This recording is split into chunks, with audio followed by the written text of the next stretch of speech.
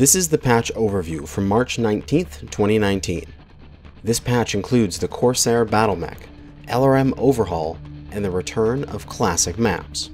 The classic versions of Forest Colony and Frozen City have been added back into the game. These maps were removed in the past when they were revised and updated into the maps we now know.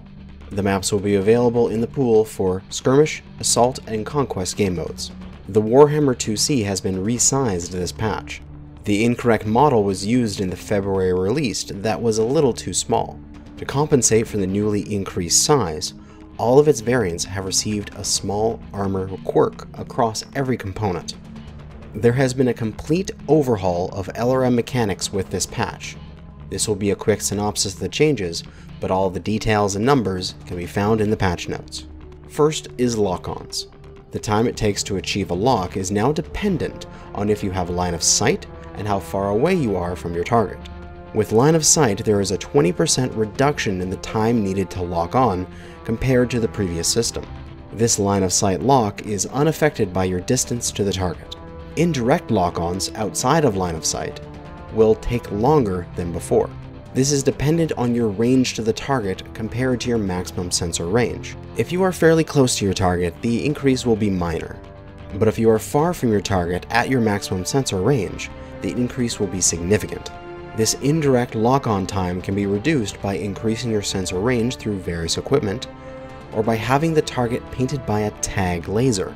Any mech that is actively being tagged is considered in line of sight for lock-on speeds. Along with lock-on speed, line of sight now determines what path your missiles will take when they arc through the air. With line of sight, your missiles will fly directly towards your target, very similar to ATMs. And without line of sight, your missiles will follow a higher arc, similar to how LRMs previously worked. Every LRM launcher has had their stats changed with a slight increase to velocity and heat penalty, as well as all clan launchers having a slight heat increase. Also, there is a new stat for missile spread when the target is out of line of sight. This stat is slightly increased compared to the within line of sight spread.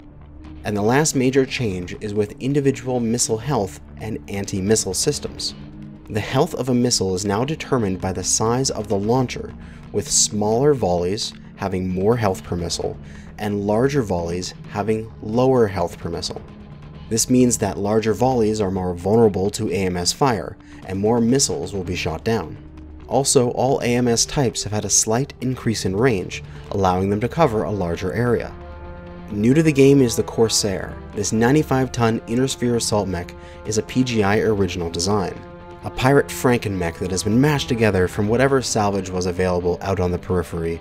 A special feature of the Corsair is that the variants have different arm or weapon pod combinations, making each variant's profile unique. Quirks for this chassis include significant structural boosts across the mech. And finally, there have been several bug fixes and other improvements. Check out the patch notes for full details. Thanks for watching this patch overview. Good hunting, mech warriors.